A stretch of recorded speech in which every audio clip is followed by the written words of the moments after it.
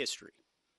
From the strike that took out Qasem Soleimani, to tearing up the disastrous Obama-Iran deal, to the precision campaign that obliterated Iran's nuclear sites in Operation Midnight Hammer, to the decisive military victory we just achieved in Operation Epic Fury. No other president has shown the courage and resolve of this commander-in-chief. President Trump forged this moment. Iran begged for this ceasefire, and we all know it. As the President truth this morning, a big day for world peace. Iran wants it to happen. They've had enough. Operation Epic Fury was a historic and overwhelming victory on the battlefield. A capital V military victory. By any measure, Epic Fury decimated Iran's military and rendered it combat ineffective for years to come. You see, in less than 40 days, one of our combatant commands, Central Command, CENTCOM, using less than 10% of America's total combat power, dismantled one of the world's largest militaries. The world's leading state sponsor of terrorism proved utterly incapable of defending itself, its people, or its territory. We untied just a fraction of our strength, and Iran suffered a devastating military defeat. Together with our Israeli partners, America's military achieved every single objective, on plan, on schedule, exactly as laid out from day one. Iran's Navy is at the bottom of the sea, whether it's the Soleimani class, their frigate class, their prized drone aircraft carriers, submarines, mine layers, sunk. Iran's Air Force has been wiped out. Iran no longer has an air defense, any sort of a comprehensive air defense system. We own their skies. Their missile program is functionally destroyed. Launchers, production facilities, and existing stockpiles depleted and decimated. And almost completely ineffective. Iran shot hundreds and hundreds of missiles and one-way attack drones at our aircraft carrier. They were obsessed with it, and they never got even close. Every single one of those shots easily shot down miles and miles away from the Abe Lincoln. They were blowing ammo into fantasy land. Contrast that with, most significantly, in last night's wave of more than 800 strikes, we finished completely destroying Iran's defense industrial base, a core pillar of our mission objective. What little they have left buried in bunkers is all they will have. They can still shoot, we know that. Their command and control is so decimated they can't really talk and coordinate, so they still may shoot here and there, but that would be very, very unwise. But they can no longer build missiles, build rockets, build launchers, or build UAVs. Their factories have been razed to the ground, set back in historic fashion. You see, had Iran refused our terms, the next targets would have been their power plants, their bridges, and oil and energy infrastructure. Targets they could not defend and could not realistically rebuild. It would have taken them decades, and we were locked and loaded. They couldn't defend against it. President Trump had the power to cripple Iran's entire economy in minutes, but he chose mercy. He spared those targets because Iran accepted the ceasefire under overwhelming pressure. The new Iranian regime understood that a deal was far better than the fate that awaited them. This new regime just happened to look at what happened to their predecessors.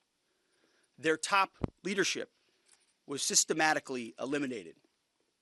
Their previous Iranian supreme leader, dead. The Supreme National Security Council Secretary, dead. The Supreme Leader Office Advisor, dead. The Supreme Leader Military Office Chief, dead. The Defense Minister, no longer with us. The IRGC Commander, dead. The Armed Forces General Staff Commander, dead. The Intelligence Minister, dead. The IRGC Navy Commander, no longer here. The IRGC Intel Chief, dead. I skipped over a bunch, and I could go on and on and on, to include the new so-called new supreme leader wounded and disfigured. This new regime was out of options and out of time, so they cut a deal. They know this agreement means that they will never, ever possess a nuclear weapon. Under the terms, any nuclear material they should have will be removed. Any material, they should not have will be removed.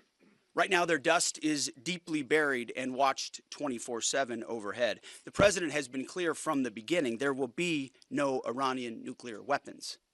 Period. Full stop. Other presidents said it. President Trump did it.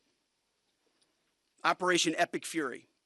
Less than 6 weeks, clear mission, decisive action, overwhelming firepower, America first, a historic battlefield victory. For decades, Iran killed Americans with roadside bombs in Iraq, using cowardly proxies to do their dirty work while they hid safely in Tehran. They struck our embassies with car bombs and attacked from the shadows, never daring to face us toe-to-toe. They thought they could bleed America with impunity.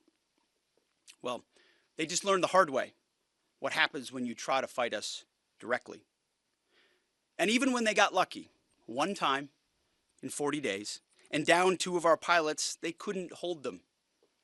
In a daring 14-hour rescue operation, 7 hours in daylight and 7 hours of night, both pilots were recovered safely. Not once, but twice. A daylight thunder run right up the middle of their country, boots on the ground. A midnight raid right up the middle of their country, boots on the ground. 0 American casualties. The Iranians humiliated and demoralized. We control their fate, not the other way around.